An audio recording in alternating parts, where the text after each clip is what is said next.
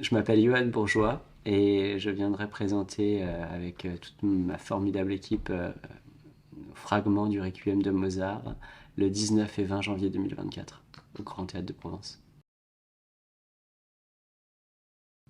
En fait, cette œuvre, elle est vraiment née du désir de collaborer avec Laurence Equilbet. Ça faisait un moment qu'on échangeait, qu'on échangeait autour de différentes œuvres musicales. Et puis à un moment donné, on s'est fixé sur le Requiem de Mozart, qu'elle avait déjà enregistré par le passé. Et moi qui m'accompagnait depuis longtemps, comme beaucoup d'ailleurs d'entre nous. Et puis en échangeant avec elle, on a trouvé intéressant de présenter les fragments du Requiem de Mozart. C'est-à-dire ce qui a été véritablement écrit de la main de Mozart, puisque c'est une œuvre inachevée, enfin en tout cas qui a été achevée après la mort de Mozart. Euh, on a, voilà, on a voulu travailler à partir du manque, du manque, de l'inachevé de cette écriture. Le dispositif scénique, c'est une grande page noire qui passe de l'horizontale à la verticale, qui est donc courbe et qui pourrait être comme une immense rampe, en quelque sorte. J'avais cette première image en tête d'une rivière de corps infini, d'un mouvement comme ça, premier, de corps qui chute, et d'où naîtraient ensuite tous les mouvements. Euh, mais tous les mouvements partant de cette force première qui est la gravité. C'est la raison pour laquelle j'ai donc imaginé cette grande rampe hein, qui prend absolument toute la scène et dans laquelle est intégrée une tournette. Oh bah, les émotions de cette œuvre, elles suivent les intensités du Requiem de Mozart qui sont très contrastées, très violentes, hein. Parfois en même temps très douces. Lacrimosa qui pourrait être comme une petite berceuse, euh, et des choses très très énergiques. Euh, c'est vraiment des forces contradictoires cette œuvre. Bah, étant moi-même du métier, si je puis dire, je suis toujours en travail. Donc quand je vais voir un spectacle, tout m'intéresse, même les erreurs. Donc je suis plutôt très bienveillant en général. Euh, Puis je vais pas voir beaucoup de spectacles, là aussi il faut dire. Et quand j'y vais, c'est toujours une sorte de fête, hein. Toujours une expérience pour moi. C'est d'ailleurs peut-être pour ça que j'y vais pas beaucoup, parce que j'ai envie de maintenir ce rapport d'émerveillement à, à cette, ouais, cette expérience d'être face à d'autres hommes qui présentent quelque chose. Il y a pour moi un rapport très enfantin dans le spectacle, très amateur. J'ai essayé de garder un rapport amateur dans le spectacle.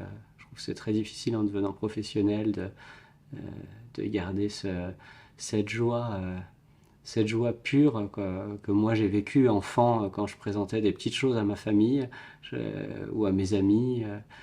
Euh, je me mets toujours dans cette dynamique et en tant voilà, que concepteur de spectacle et en tant que spectateur, hein. Et, ouais. Ah bah c'est marrant, c'est vrai que ce premier instant de présence hein, est- est- condense en quelque sorte, enfin en tout cas moi, tout ce que j'aime dans le spectacle, lorsque la lumière s'éteint et puis qu'il y a une attention collective, une sorte de suspension collective euh, pour être attentif à ce qui va se passer. Euh, En espérant que quelque chose se passe, en espérant que quelque chose se produise. Euh, et il y a pour moi quelque chose d'extrêmement précieux là-dedans. Notre attention est tellement attaquée aujourd'hui que je trouve que ces lieux, ces espaces-temps sont, sont très très importants à maintenir, à préserver, à défendre. Donc pour moi, c'est toujours une très grande volupté, et en tant que spectateur, et en tant que parfois performeur, d'être sur scène à ce moment-là, quand ça commence.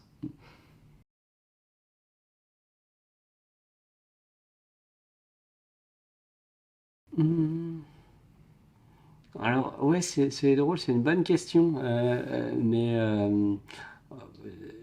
pour moi, il n'y a pas, il y a vraiment, il y a pas de contradiction là-dedans. Euh,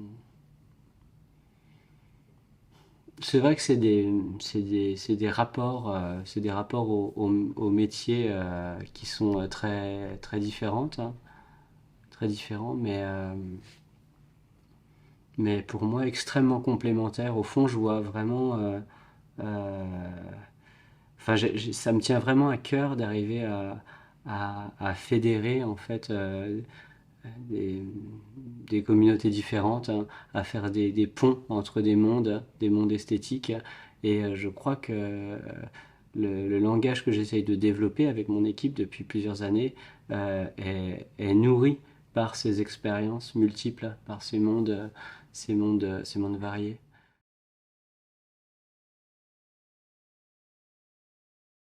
Ouais, vous avez plein de magnifiques spectacles au sein de votre programme, mais en tout cas, il y en a deux particulièrement qui avaient ma curiosité. Il y a celui de Pascal Rambert avec Jacques Weber, déjà parce que l'association est un peu inattendue entre ces deux grands hommes de théâtre, hein, entre ces deux générations aussi, parce que je considère que Pascal Rambert est un très grand auteur qui s'est en même temps toujours aventuré.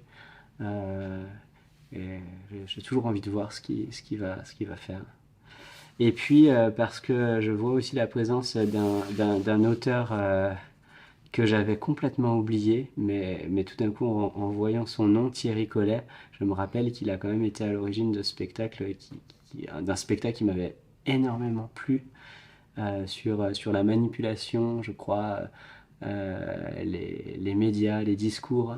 Il avait fait une analogie entre sa pratique de la magie, comment on appelle ça, la magie mentale, et du mentalisme, hein, et les productions de discours politiques, médiatiques.